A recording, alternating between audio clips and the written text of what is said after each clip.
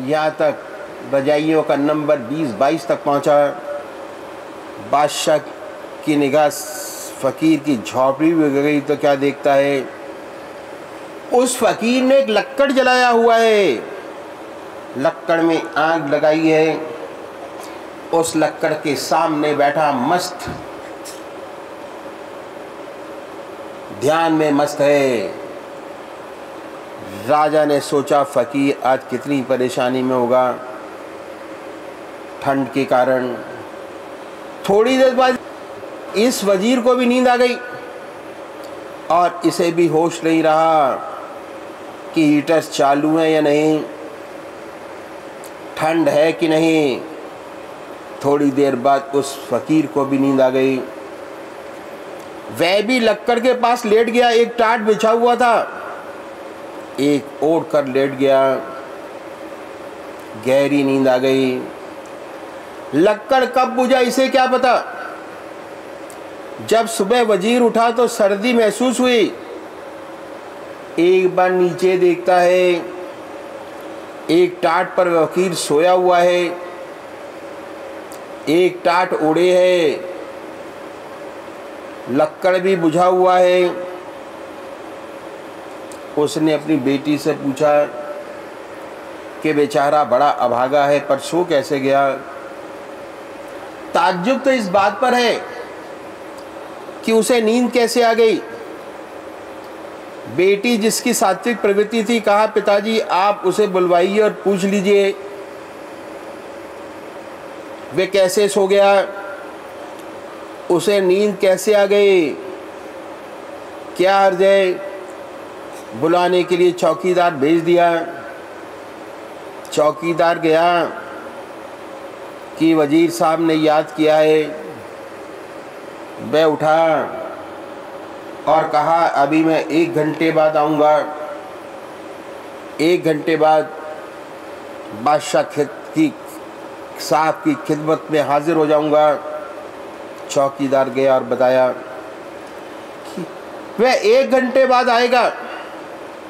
बादशाह को नागवार गुजरा,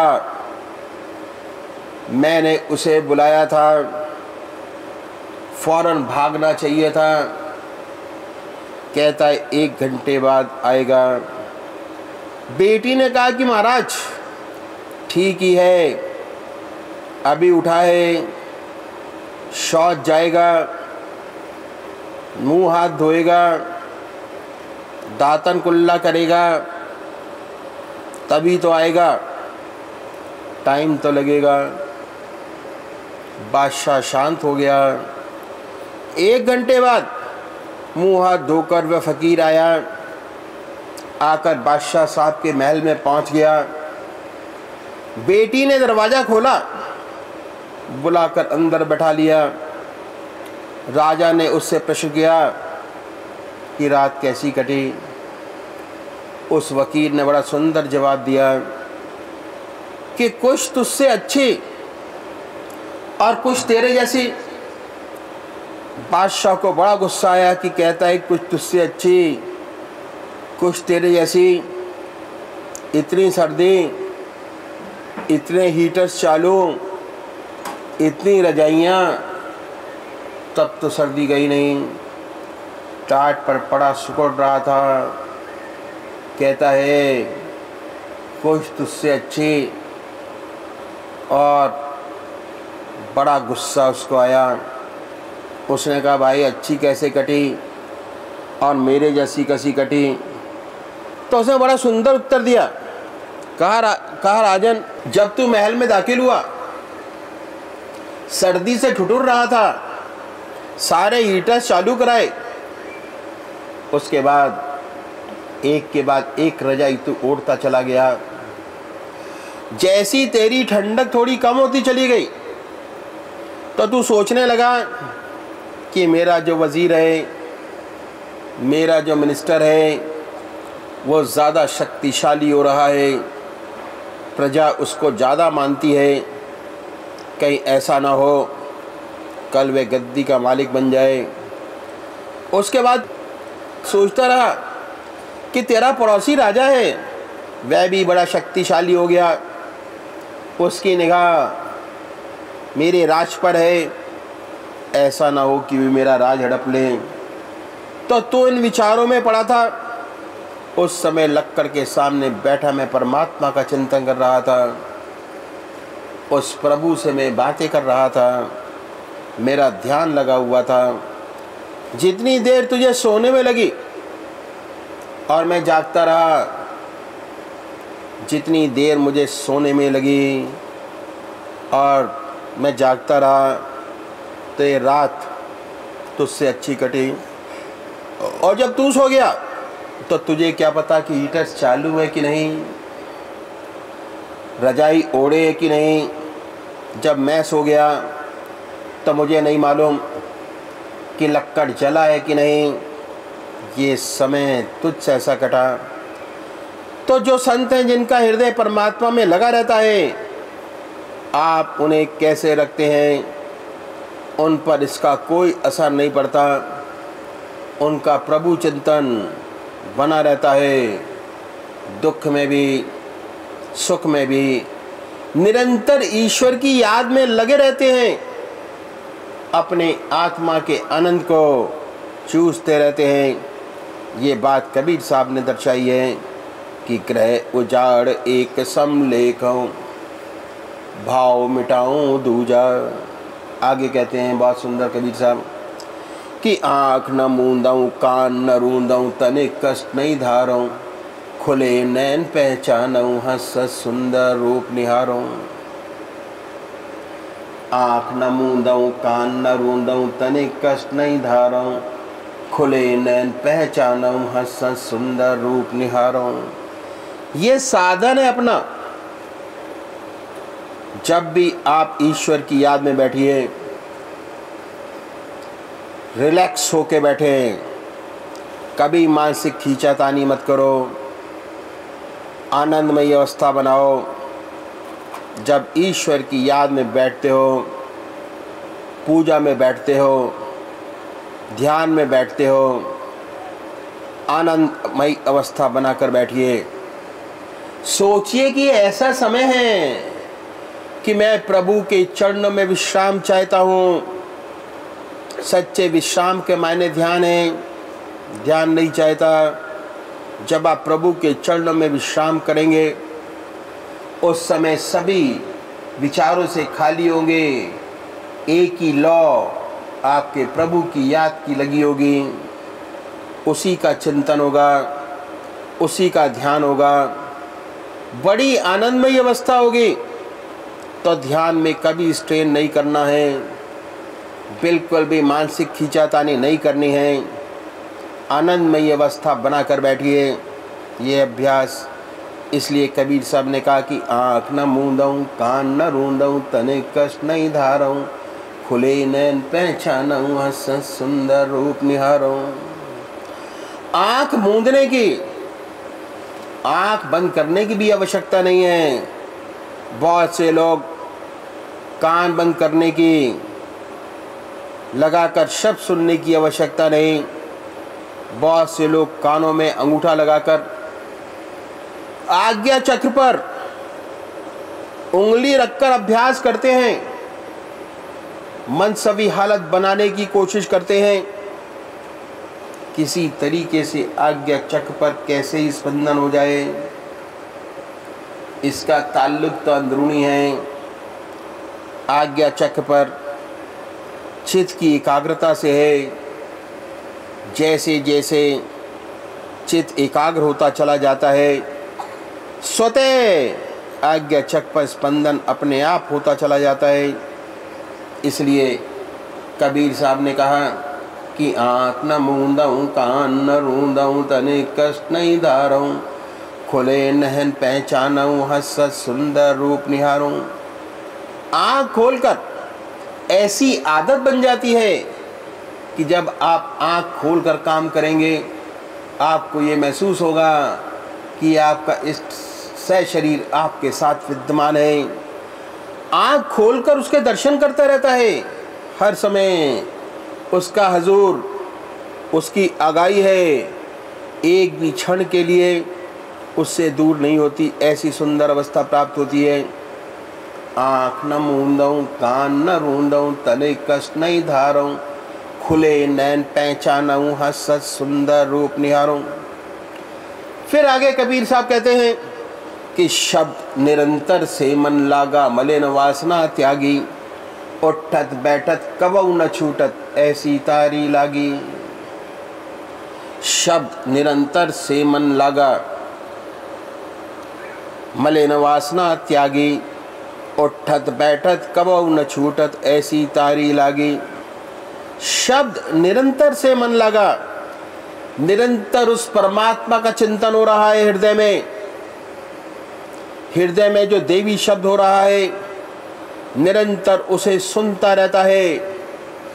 शब्द निरंतर से मन लगा, मलिन वासना त्यागी, क्योंकि उसका हृदय परमात्मा की गहरी याद में डूबा हुआ है। मलिन वासना ऐसे हृदय में पैदा ही नहीं होती। मलिन वासनाओं का त्याग हो जाता है। ऐसे हृदय से कभी किसी का बुरा चिंतन नहीं होता। हर एक की भलाई चाहता है, सारे विश्व का कल्याण चाहता है, भलाई चाहता है। कभी उसके हृदय में मलिन वासना पैदा नहीं होती। ऐसी सुंदर स्थिति प्राप्त हो जाती है। मलिन वासनाओं का सदा के लिए त्याग हो जाता है। इस सेवक के दादा गुरु महाराज कहा करते थे कि ये रास्ता उन लोगों का है, अगर कुंद छुरी से तेरी कोई गर्दन भी काटे तो तेरा हाथ उसकी दुआ के लिए उठे। ऐसे लोगों का ये रास्ता है। संत अपना बुरा चाहने वालों को भी हमेशा भला करते हैं। ऐसी उनकी आदत हो जाती है। जब भी अवसर मिलता है, अगर कोई उनकी बुराई करता है, उस बुरा चाहता है, परमात्मा जब मौका देता है तब उसकी सेवा करता है और इसके जीवन को बदल देता है। उठत बैठत कबहु न छूटत, ऐसी तारी लागी। निरंतर प्रभु का चिंतन बना हुआ है। उठत बैठत कबहु न छूटत, ऐसी तारी लागी। हृदय निरंतर प्रभु के चरणों से जुट कर रह गया है। अलग किए अलग नहीं होता। ये दशा है जब 24 घंटे निरंतर परमात्मा की याद बन जाती है। ऐसी दशा प्राप्त हो जाती है। अब परमात्मा अपने भक्त का हाथ पकड़ लेता है। योगक्षेम परमात्मा कराता है, अपने बस की बात नहीं। वो ऐसी परिस्थितियां पैदा करता है कि उसके भक्त का ध्यान निरंतर प्रभु के चरणों में लगा रहे। कहत कबीर ये उन्मुन रैनी, सो प्रगट कर गाई। उठत बैठत कभी न छूटत, ऐसी तारी गाई। कहत कबीर ये उन्मुन रैनी, सो प्रगट कर गाई। सुख दुख से कोई परे, परम पद तई पद रहा समाई। ये संतों की गुप्त रहनी सहनी है। उनका जीवन ऐसे ही चलता है और इसी दुनिया में रहते हैं। सर्वसाधारण मनुष्यों की तरह कोई ज्यादा विशेष बात नजर नहीं आएगी। इसी संसार में रहते हैं, लेकिन इस तरीके के काम करते हैं। उनकी रहनी सहनी इस किस्म की रहती है।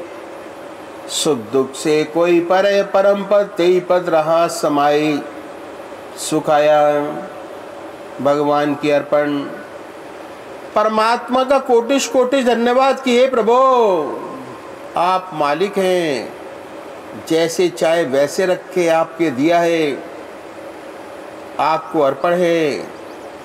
सुख में ऐसी बात नहीं कि उसमें फूला ना समाया। परमात्मा की ओर और कस के झुकता है और कस के पकड़ता है। ईश्वर के चरणों को और कस के पकड़ता है। ईश्वर के चरणों में और गहरा झुकता है। प्रभु तेरी निराली शान है। जैसा चाहे वैसा रखे और दुख आया तो परमात्मा के चरणों को और कस के पकड़ता है। कोई ना कोई कमी ज़रूर रह गई, कोई दोष इसकी भक्ति में पैदा हो गया। भगवान शायद चिता रहे हैं।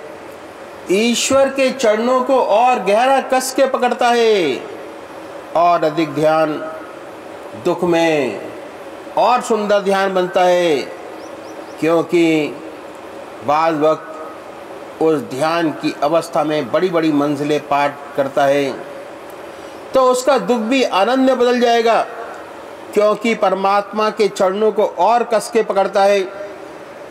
उसके बाद ये अनुभव होता है, इस दुख से क्या गिल खुला, इसका क्या लाभ हुआ, क्या फायदा हुआ। ऐसे व्यक्ति का सुख दुख एक सा हो जाता है।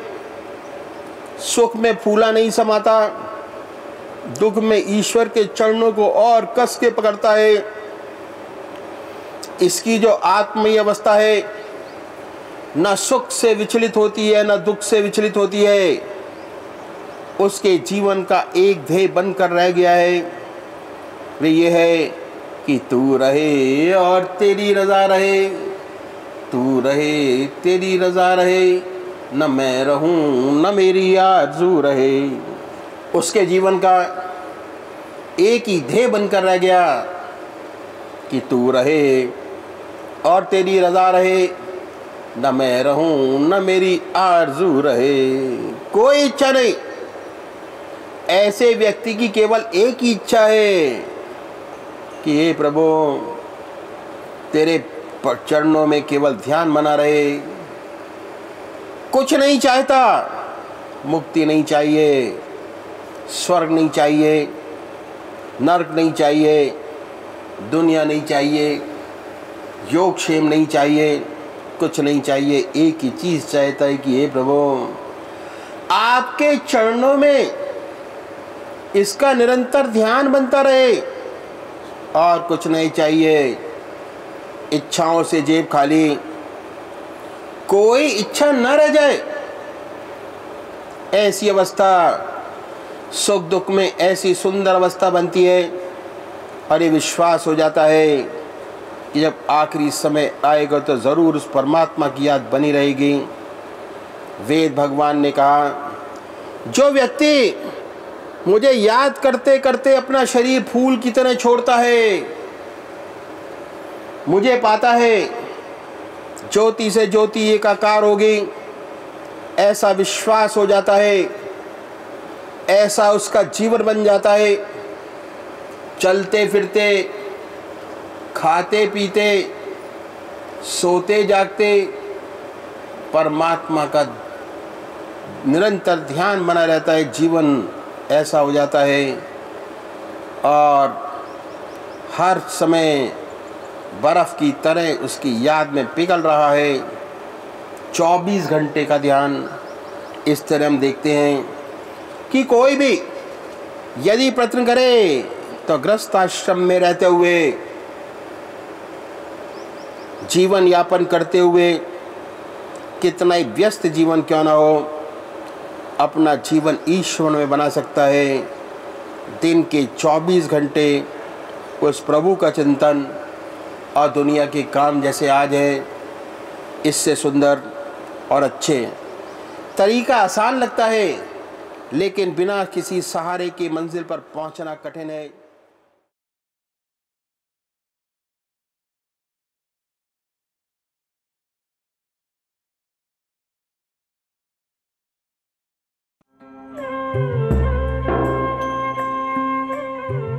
ध्यान योग के कार्यक्रम आनंद योग से निशुल्क जुड़ने के लिए संपर्क करें 9810239677।